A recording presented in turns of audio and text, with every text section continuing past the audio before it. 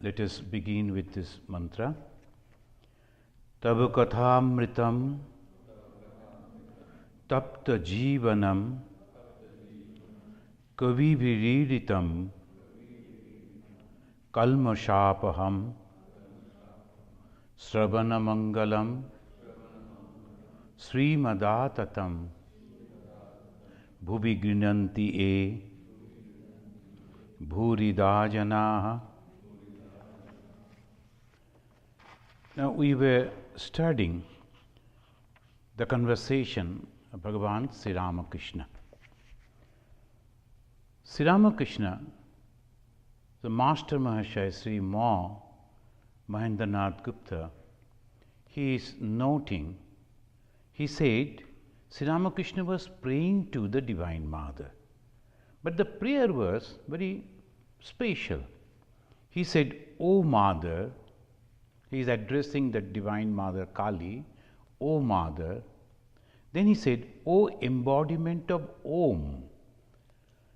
Now here, Mother is the embodiment of Shakti, Tantra. Om is the symbol of Vedanta. But Sri Ramakrishna addressing the same Godhead, Goddess Kali, as both. He said, O Mother, O embodiment of Om. So here comes, Mother, how many things people say about thee, but I don't understand any of them. I don't know anything, Mother. I have taken refuge at thy feet. I have sought protection in thee. O Mother, I pray only that I may have pure love for thee, thy lotus feet, love that seeks no return. And Mother, do not delude me with thy world beswitching Maya. I seek thy protection. I have taken refuge in thee. Now this is Maya metam tarantite, Sri Krishna, whom we usually consider is the God of the Vaishnavas. Now in Hinduism, there are three major paths leading to the God. One is the Vedanta, second, Tantra, third, Vaishnava. Now Om, we will discuss about it, is the symbol of the Vedanta. And Mother Kali, Tantra. And also in the Vaishnava, Sri Krishna, who in the Bhagavad Gita very clearly said, whoever takes refuge in me, he only or they only can go beyond my Maya, my delusive power. So this delusive power that is called the Maya. Here, Sri Ramakrishna taking the refuge at the Kali and asking her to protect him from that Maya. So this is the same thing in three different terminologies, three different names, and whatever people they think, when the Krishna, they think, oh, Krishna will be the good, so I will go for the Krishna. And maybe some people they go the Tantra and some for the Vedanta, but all are leading to the same goal. In Vedanta, what is the problem? Problem is the Maya. What is that Maya? I, this ego. This ego, which is making us totally different from the original source. In Tantra, same. In Vedanta, same. Here we find the Honorable M. Gopinath Kaviraj. He was a great exponent of Shakta philosophy. Shakta, it is on Shiva and Goddess Kali. This is the concept of the Shaktas, Shiva and Kali. Here the Gopinath Kaviraj, he mentions Shiva and Shakti are conceived as constituting two aspects of one and the same divine principle. Shiva, though the male body, Shakti, goddess Kali, or Durga as the female, the mother figure. But they are one and the same divine principle. Shiva is the agent, transcendent, and Shakti, the Kali, is the instrument, immanent. So that is the, usually, anyone we can understand from our own experience that we have a subtle thing and the gross. Subtle is the thought which no one can see, and only people can understand and see when it is translated into action. When it is transformed into action, my thought then transformed into action. I saw a place and I thought I should construct a home over here. That is, nobody knows. Then I started working on that. One day I invited my friends to inaugurate that house. Then people say, "Oh, it is your house. This was so good." Now, when the thought came, no one could know. That is Shiva. That is subtle. But that is the main power. Without that consciousness, without that thought, action is not possible. So Shiva is the agent, but the transcendent. Shakti is the instrument, is transforming. We see the construction is going on over here, hundreds of people working, so many different type of machines are working. But when we see them, they are working, are they really the master? No, somebody else sitting somewhere.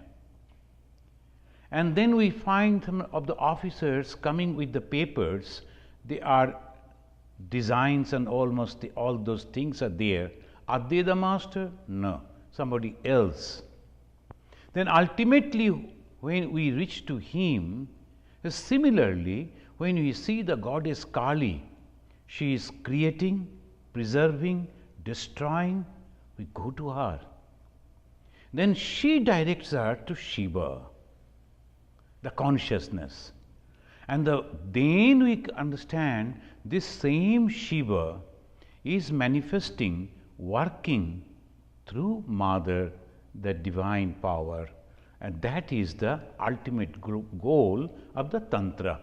Unity of these two is the ultimate goal of the Tantra. The cosmic manifestation of Shakti is, however, in essence, the manifestation of Shiva himself, conceived as immanent. So is Kali different? No.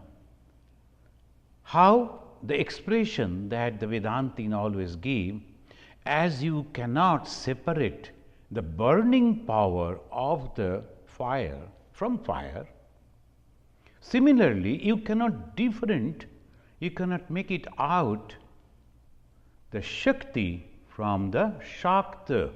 That means the one who is having the Shakti, that is Shiva, the consciousness. Now Swami Mukhananda in his writing explained Om, the most comprehensive, universal, non-personal, holy sound symbol or logos, and Vachaka, designation of the supreme infinite divine reality called Brahman. Mukhananda ji was our teacher in Training Center, very vast knowledge, and he has written different books, and this is a small book, but he explained so nicely about the Omkara. For everything the Hindus will say Om. And the Swami who came this time to perform the Durga Puja, he has set up his answering machine telephone begins with Om. Om, you have reached to Mahayogananda. So it's like that. The Hindus always feel that the moment you say Om, you are purified. Anything to make purified, they say Om, Om, Om. What is this Om? Only two later, A, U, Ma. That is in Sanskrit. They write O and M, Om. And sometimes they write A, U, M, Om. Pronounce in that way. What is this Om? The most comprehensive, and it's called sound, symbol, logos, in the Greek philosophy, logos, and in Sanskrit, Hindu, Vachaka. Vachaka means designation of the supreme, infinite, divine reality, Brahman. Now, when the President of America has come somewhere, the people are addressing him, Honorable President. What is that? Who is the President? Then he has a name. He has some family. He has some identity. All things are there. But the moment they say the Honorable President, that is called Vachaka, the symbol, the sound, we understand everything about that person. So similarly, the moment you pronounce Om, you understand Brahman. The Om is not just a sound, it indicates, identify with the Brahman. It manifests as the totality of existence. Totality of existence, again, the Hindu ways, four cosmic planes from microcosmic, that means individual, to macrocosmic, universal. There are four planes are there. They have designed in that way. Micro, the individual, macro, the universal, the total are four. What are those four? First is physical, gross level. Everyone we know, we understand, we can see, we can touch, we can smell, we can feel, we can taste. Within these five categories comes the gross level. Then comes subtle level, that is called psychical. This psychical, manashika. We think so many things in the mind. And then we imagine, we create. Sometimes when we can create something very good, we are happy. In the dream, sometimes we create a very wonderful dream and we are happy. If someone comes and breaks our sleep, we are angry. Oh, I was dreaming, I was enjoying. Why did you disturb me? But the thing is, it was all psychical in that plane. And third is called causal, or the potential. Cause, a potential.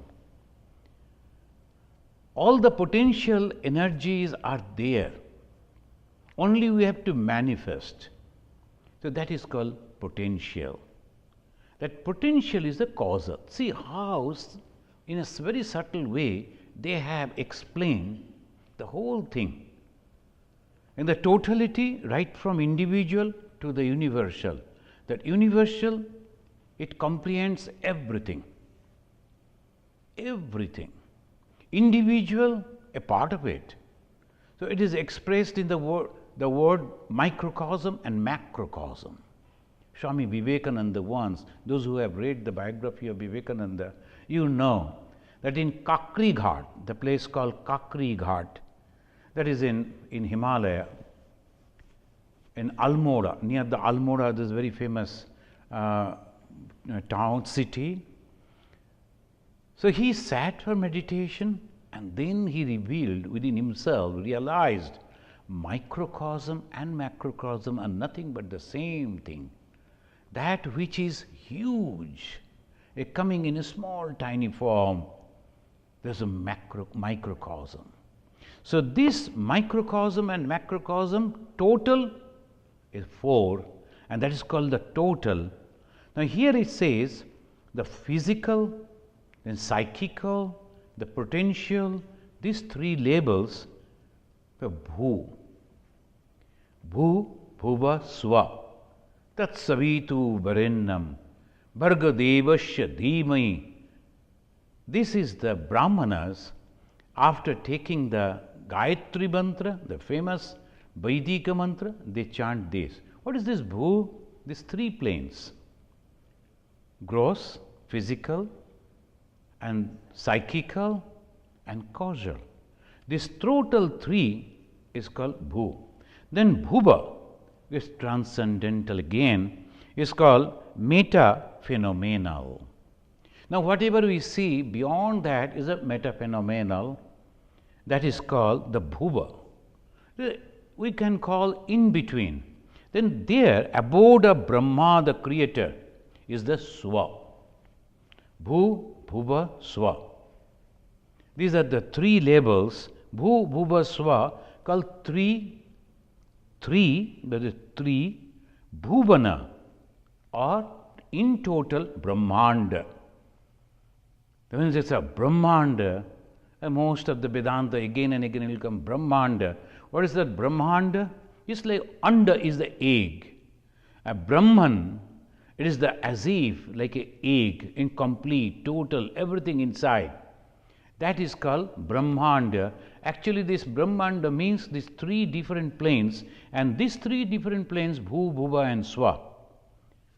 Beyond these three lokas is Turiya.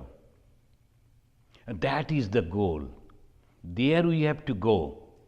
That is the goal for each and every human life. The moment we are within these three, some people are only physical level. They do not understand anything except the physical level. When they drink, when they eat, when they do something, they are happy. And they say, oh, I have lived my life. Wrong. It's only physical level you have lived. Then they start reading books. They start enjoying the poems. They start understanding the songs. They start thinking why this is happening, why that is not happening. They start thinking in that process. And slowly, slowly, their mind is rise, and that is second stage. Then comes causal, and that is more subtle. And even then, there are only three circles, that is not even nothing. You have to go beyond that. Then comes transcendental. There was one time the wave came in America, TM. This TM waves, the transcendental meditation. And those who introduced, they became very rich. Because to enjoy the transcendental meditation, you have to pay. So you have to come to from the fast level, physical level. First pay, then enter. Then you sit quietly or something. And afterwards, the problem with the crowd, when you are sitting with many, you cannot express your own individual idea. Suppose everybody, after closing their eyes and slowly they're becoming dark, and this sweet music is going on, smell is there, and after 1 hour they slowly come. How you felt? Then someone told, oh, it is divine. And you were sitting by its side. When they ask, how you felt? You cannot say, no, I didn't see anything. Oh, you are a sinner, go away. You cannot say like that. So you have to pretend, oh, yes, yes, yes. Maybe that you just dozed off, you just slept, but still you feel something and come out and say, yes. So people, they do not express exactly what they felt. So naturally, in the name of all this transcendent, but once we go beyond this physical, then psychical, then causal level, can you imagine the joy? That's called transcendental level. Wonderful, that situation, that condition. Once we go in that, it is impossible. Now, beyond this lokas called Turiya. Each and every one of us, almost every day, we go to that Turiya. But we do not understand. When you sleep, mostly our mind is active, body is inactive, but the mind is going on in action. And there we see the dream. And a time comes in the whole period of the sleep when there is no dream also. That is the most peaceful time of sleep. And when we are in the dream, we are in anxiety or in joy, but the mind is tired. When the mind is trying, mind is working, not the body, but the tiredness is felt in the body too. Suppose a tiger is chasing you, you saw in the dream, and when the dream is broken, you feel all that pulse rate has gone up, and you are sweating. Physically, you did nothing, only it was mental. But the symbol comes on the physical level too. The physical and the psychical, they are so close to each other. And then comes the causal. What are the causes? Again, that is also there. Because you saw something, maybe a movie or something, it has mixed up and that all things came. But suppose you go beyond that, when you don't see any dream, that is called the Turiya condition. When you are sleeping without any dream, then we come back and we say, oh, I had a wonderful sleep, I feel fresh. How could you say that when your body was inactive, mind was inactive? How could you feel when the body and mind was absent that you slept?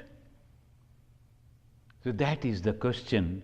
The moment we can get that answer, who could realize it, understand it, coming back and reporting that I slept well? And that is called Atman. And here the Omkara represent all this idea. Now Bhagavan Sri Ramakrishna, when he is praying to the Mother Kali, and he is praying, O Mother, O embodiment of Om. Only two words he used. When you read, it has no meaning. But if you understand, this is the wonderful depth in these two words. O Mother, O embodiment of Om. Then the discussion is going on, and it says like that, Im had been visiting the Master for the past 2 years and had received his grace and blessings. The Im was initiated by Sri Ramakrishna.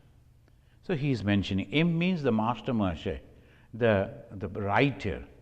Whatever conversation he used to listen with him or with other people, and he had a wonderful memory, photogenic memory, used to come immediately and note it down in his diary, everything. Then sometimes Sri Ramakrishna used to ask him, what did I say on that day? So to see that he is correctly representing, him is visiting for last 2 years, he had been told that God was both with form and without form. That he assumed forms for the sake of his devotees. To the worshipper of the formless God, the Master said, hold to your conviction, but remember that all is possible with God. All is possible with God. If we remember it, everyone, all the religious people, they are saying God is all powerful, omnipotent, all powerful. When you say all, then can't God manifest inside an image? Why not? If it is totally powerful, you can do anything. The two monks were meditating when they saw Narada is going to meet the Vishnu, the Bhagavan. He said, Narada, you are going to Vishnu Loka? He said, yes. Will you please tell me what the God is doing when you return? Sure. Then he went over there, and at the time of returning, he said, yes, I saw he's putting a camel from the small needle eye. The one said, oh, God is all powerful, everything is possible for him. Other one said, no, it is not. Such a big animal, how can you put inside the small hole?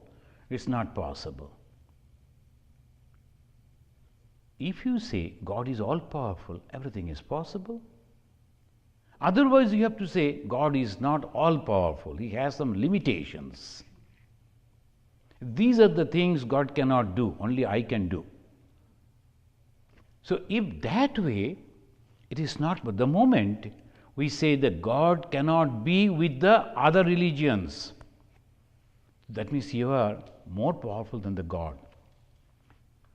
So, this Sri Ramakrishna again and again, in this modern age, that is the only problem. This is the only problem. Without religion, we cannot survive. Humanity and religion, our relation is just like the water and the fish. Fish cannot survive without water. But when the same water becomes contaminated, that same thing becomes the cause of the death of the fish. Similarly, without religion, we cannot survive. But that religion, when becomes segregated, totally isolated, that philosophy, that religion makes the human being suffering. We are understanding every day.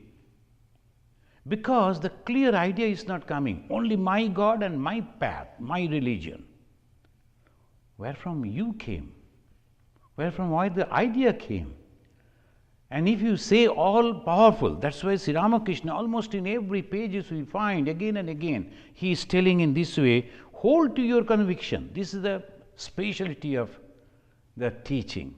Hold to your conviction that I love God as formless, or I love God with form. And this is the form. Maybe sometime Krishna, maybe sometime Christ, maybe sometime Buddha, maybe sometime Ganesha. Whatever form I like. This is my liking. I like the God, and that God should be like this. But remember that all is possible with God. He has form, and again, he is formless. He can be many things more. Then master to aim, the master means Sri Ramakrishna, to the aim, you have accepted an ideal, that of God without form. Isn't that so? Previously he asked him, he remembered, so he is asking him.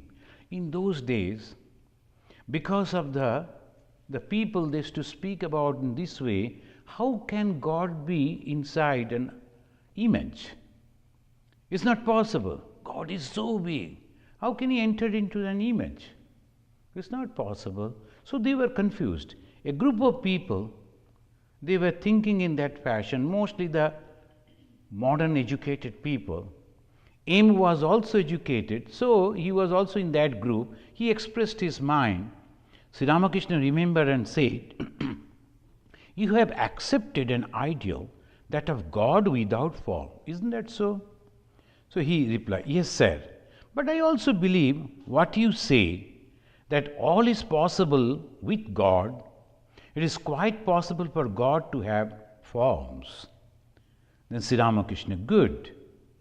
Remember further that, now he is given the second stage. Remember further that as consciousness, he pervades the entire universe of the living and non-living. This is called Vedanta. The Sri Ramakrishna apparently is so simple. He never took any education from any institution, but his idea was so clear. Idea about the religion, about the philosophy, about the spirituality. The when God is with form, is without form, now he is telling all pervading as consciousness. The moment you are thinking God is formless, but you close your eyes, what you see? When the people they go and they believe that God is formless, God has no form, they go to a particular place of prayer and then they all sit They close their eyes to see God. Where? What? Can human being conceive anything that he or she has not seen before? Any idea? Impossible. Then we think God is like the ocean, big, vast, and or maybe like the sky, maybe like the sun, but each and everything is a figure, is a form. Either the ocean or the sky or the sun or the huge mountain, everything is the form. All these are forms. So obviously we cannot conceive. But the God, formless, all-pervading, how? Consciousness. When you look at the consciousness, my body is totally different than an ant or an animal, but it has a life that's called consciousness. I too am having. So that way we are all same. Sometimes I give the example that different type of lights are burning. Some are yellow, some are white, some are green. And now the winter is approaching. Most of the people, they will decorate their houses with wonderful, colorful bulbs. But only bulbs are colorful. But the electric current is the same. It passes through everything as the same. Sometimes some of the tiny bulbs, they need very little electricity. But the big one, they need more electricity. Is manifest more. Similarly, a holy man, he is manifesting in a more way, but the same thing. And that is the reason, when you look at this, is that we are all same. Swami Vivekananda said, each soul is potentially divine. Each soul is potentially divine. It is not manifested, potentially. And this potential divinity means all the good qualities that the manifested state is having, it is there in a hidden way we have to express. So he said, Buddhahood is our right. Anyone can consider himself as Lord Buddha one day. Today I am in this condition, but someday will come, I will just like the Buddha, because the knowledge. He manifested the knowledge. Now a person is going to understand the medicine, and the medicine, that school that they are going, the famous doctors are coming, giving them classes, and they are noting, writing, understanding, and going along with him, asking questions, sir, is this, is this, that? But he dreams, one day I will become like him. The same way, after some time, after a few years, when he learned that, experienced that, then the knowledge manifests within him, then he will find that the same way as he used to follow his teacher, now many people are following him to understand the same knowledge. And that is the reason Bhagavan Sri Ramakrishna said to Keshav Chandra Sen, the famous leader of the Brahmas, he said, Keshav, please repeat after me, like a mantra, Bhagavat Bhakta Bhagavan. Bhagavat is the book, like the Bible, Quran, Tripitak, Bhagavad Gita, is the book. But that is not God. There's only giving the idea about God. Some people are so narrow-minded, some people, they printed it. Maybe one page at a time of printing has gone out. Then they will go on killing others. So that is the wrong way. That is nothing. That is, Bhagavata means only the book. Then comes the Bhakta. Bhakta means the student who is reading that book, trying to understand that book, trying to follow the teachings of that. So that is called Bhakta. And then comes the Bhagavan, the goal, the knowledge. If we go to a college, then we fail, we don't understand the particular knowledge, we cannot claim that I am a doctor or an engineer or this or that. We cannot. So similarly, when a person is following spirituality, religion, unless and until he has realized those truths in his own life, living on that truth, he cannot claim that he is a religious man. He should not. We cannot. When you are living on that same thought plane of the others, jealous, criticizing others, angry with others, always trying to grab others, and all the craving for the human appreciation, any ordinary people are having those things, those qualities. How can you claim that you are a religious man? So a religious person has already fixed his mind on God. And what is that God? All consciousness everywhere. In that case, how can you say like this? That is what Sri Ramakrishna is teaching. Stick to that ideal now. There is no need of tearing down and changing one's attitude. Now, something we are having in the mind, if we try forcefully to change it, wrong. But stick to that and keep an open mind. Slowly, slowly you will understand that all other things are also the same. Swami Vivekananda again, on this point, he gave a wonderful, nice sentence. It is better to born in a church and not to die there. So we have to understand, church means the ideology. It's born in a church, not that the birth was there inside a church. It's not. Not physically. It's better to born in a church in an ideal, whatever ideal it may be. And not to die there. That means you have to go beyond that. Oh, this is the only thing. Then he said, the wonderful stories, and in the Chicago, if you read that the Chicago addresses, in the lecture he is mentioned about frog in the well. The frog that was born and he was living in the well, he didn't see in his life any other water body, and he was satisfied, very proud of his place. Then one day another frog came and fell over there. Then these two was having the conversation. Where from you are coming? He said, from the ocean. Oh, ocean? Is this so big like mine, this well? He said, friend, what you are talking about? Ocean is so big, so vast, you cannot imagine. Well, I will show you how big this one. He jumped from one corner to another. Is it so big, your ocean? Then naturally the second one became angry and said, you are a fool, you cannot imagine even. Come with me, I will show you the ocean. Then this first one said, no, you are a liar, because my grandfather said this is the place. And he lived over here. And my father also said, and I am also living here. I never saw anything else. You must be a liar.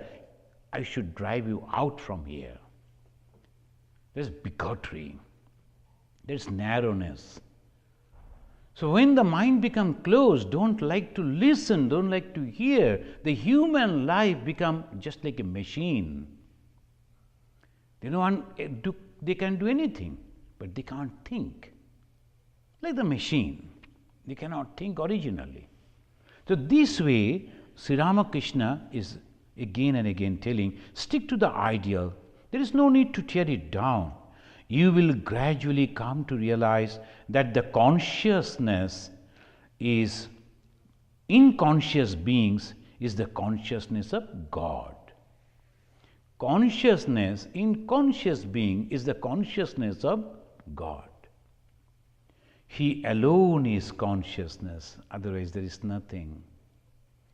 And that is why then the Brihadaranyaka Upanishad, a very old Upanishad, it goes on, and that is the speciality in the Brihadaranyaka. If he wants to say anything, he will go on repeating, giving different names. And the Yajnavalkya is the main rishi, main teacher, and he was telling to the Gargi, and the lady, she asked a question, and then he said, the wife is loving the husband not for the body but for the consciousness. Husband loving the wife not for the body but for the consciousness. And then these going on telling, we understand that when this body, something happened, we fall, and the doctor comes and declare dead, all other people, very close, who were associated with that body, they used to feel proud with that. Now they say, okay, put him in somewhere else. Why?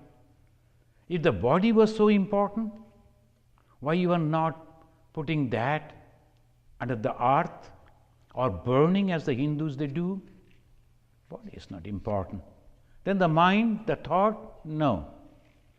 Then what is important? Consciousness. That consciousness is very, very important. Here, let me ask you one thing. Now he is tasting the disciple, how he is growing in spirituality. Do you feel attracted to money and treasure? Now that is the yardstick for the spiritual people. Now he is trying to understand his own disciple. Do you feel attracted to money and treasures? Then he said, no, sir. But I think of earning money in order to be free from anxiety, to be able to think of God without worry. Sri Ramakrishna, oh, that is perfectly natural. See, so practical. But when you constantly think about the money, then what happened? We forget the whole world. We forget the above the world, the God also. So then only thing that happens is the ego. And to satisfy the ego, these are the problem happens. Then he is asking, the disciple is asking, is it greed? Master, you are right. He is not giving the answer to this question. He is thinking of the statement that he gave. I am earning money to maintain the family, and when I know that I have little money, then at least I can, without any worry, think of God. In the Mahabharata that we were studying over there in the Hindu temple on the last Saturday, there are 4 the goals of human life: dharma, artha, kama and moksha. Artha means the money. In the Mahabharata it says you must earn money. If you are a monk, okay, but if you are not, if you are in the society, you must have to support yourself. And then it says, whom we can call as rich person, who is having the stock or his money to maintain his family for 3 years. Very sufficient. Maintain his family for 3 years. Suppose whatever you have earned, that is you're in the bank or in some deposit, which can be utilized to maintain the family for 3 years without any addition, then you are a rich man, rich person. So here Sri Ramakrishna said, if you are earning money to maintain your family, that is good. You are right. Otherwise, who will look after your children? What will become of them if you feel that you are not the doer? Now everywhere they speak about the charity, donation. If the excess, give. Now sometimes some people emotionally work. There was a very famous person, Chitta Ranjan Das, was a very famous advocate, and he earned a lot of money. He was also a national leader when the national movement started, freedom movement. So to fight against the Britishers, you needed some money. Chittaranjan Das started giving them some money, and he became very famous. People gave him a title, Deshbandhu. He is the friend of the country, and he gave everything without thinking that after him what is going to happen to his wife. And after, when he died, his wife had to beg from others. Then the society, thinking of the respect of the person, they made her some livelihood, and somehow that should not be. When this Bhagavan Sri Ramakrishna, who could not touch the money, even then he said, he asked the mother, Ma Sharadamani Devi, when I am not here, when I pass away, how much money you need to maintain your family? Because he knew the mother is not alone. The devotees will come, other people will come, they will take food, and all these expenses are there. How much you need? Mother was feeling shy to tell, if I die, then how much money? The mother told him, you need not to think about that now. But the Sri Ramakrishna, because he married, so as a responsibility of the husband to the wife, that is this. Now, recently, I read a news in the Indian newspaper, and there's very bad information. One young wife, she wanted to go out with her husband to see the Durga Puja in Navami day. Because it was raining all over, so it was difficult for to go out. Navami was the last day, we know, Shashti to Navami. This Navami was the last day. If we cannot go out, we won't be able to enjoy the Durga Puja. She was going on ringing the husband. He never picked up the phone, and then afterwards he came back at about 1:30 dead night, fully drunk. And then when the wife complained, why even today you could not take me out? It was okay, you want to go and see? Go without your body, then you can see everything. And he killed her. It's a small thing. She just wanted to go out. But the husband, he never knew the responsibility to look after the wife. Once you are married, you must have to take this responsibility. Now, of course, he will be in the jail and you'll be there and all this. But think about the poor lady, what she wanted. Only that much. Even as a husband, he could not. Can you consider him as a human being? Forget about his religion. So that is the thing. Sharp brain, understanding step by step. As a monk, I have different type of responsibilities. I don't have family, but I have other different responsibilities because I am within an organization. And again, another monk who is not having any organization, who is free, he has this different type of things to do. As a monk, he cannot do anything which is wrong in the society. A monk should not do. Why? Because the others will learn from him. So these are all responsibilities. The Sri Ramakrishna, he is giving that teaching to the householders. You are right. Otherwise, who will look after your children? What will become of them if you feel that you are not the doer? Then again he said, keep your present attitude. It will be different when the consciousness of duty drops away of itself. The consciousness of duty, that will go away. Then he is asking to his disciple the aim, tell me, what does one attain through money? Jaygopal Sen, he was a very rich person. He is giving the example. Jaygopal Sen is such a wealthy man, but he complains that his children don't obey him.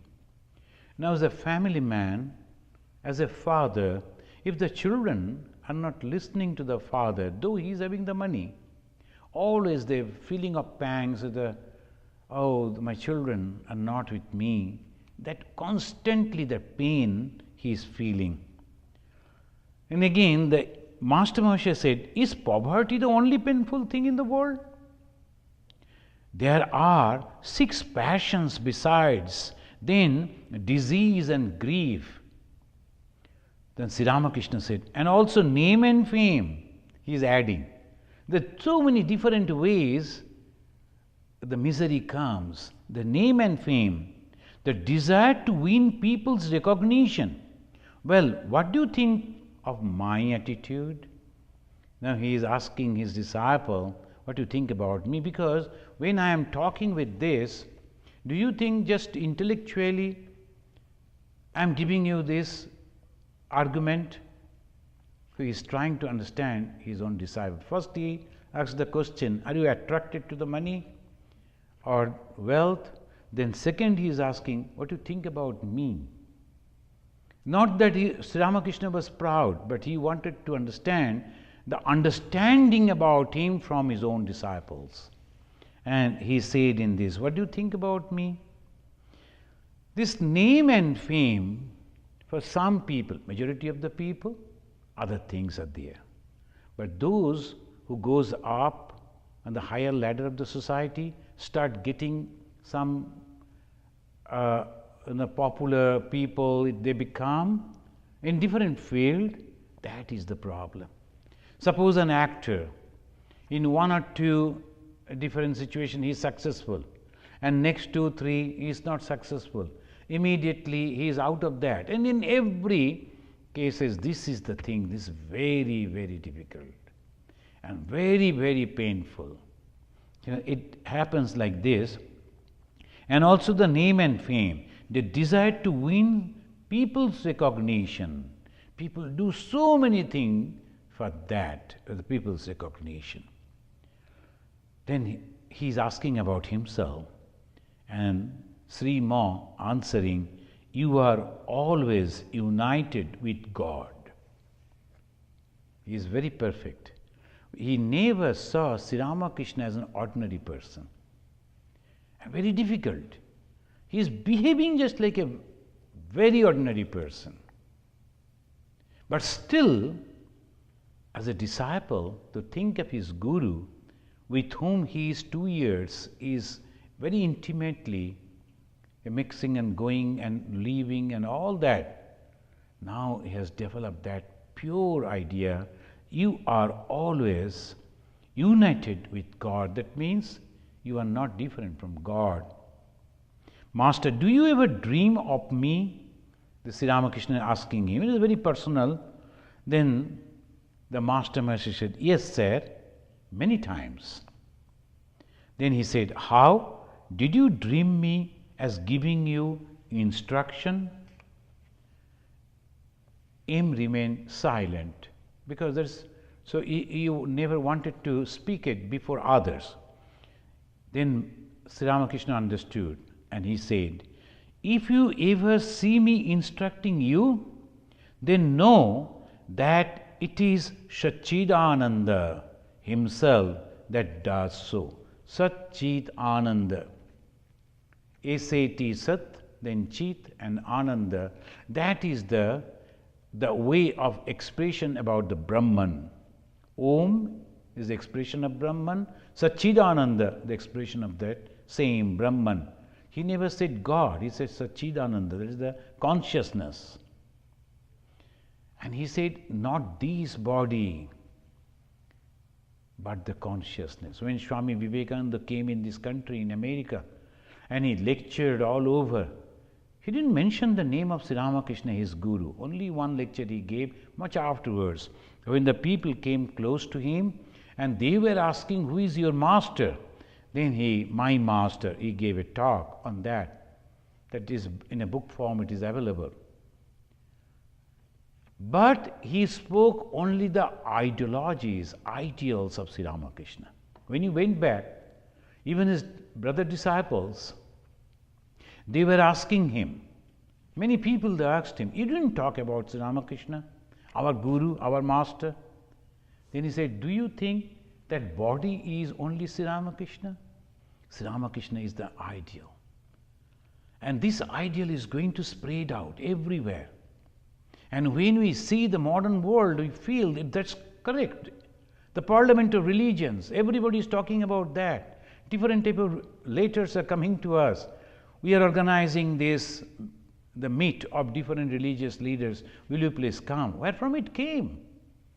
Can you imagine just before 100 years or 50 years? It was impossible. America is the first country, the only country that thought of calling, inviting different religious leaders in this Chicago. That's why Chicago is so important. Very, very important.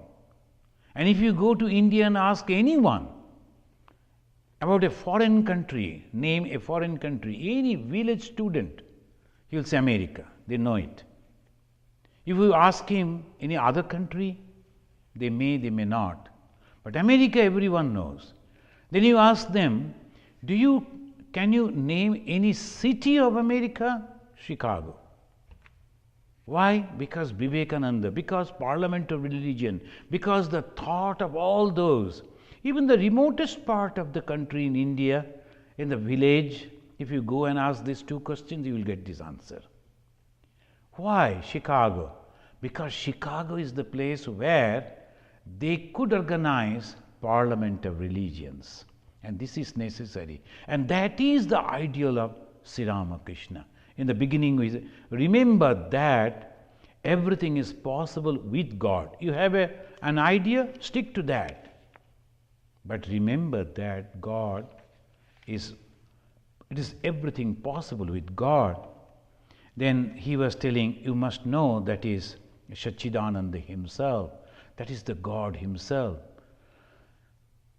Related his dream experience to Sri Ramakrishna privately, who listened to them attentively.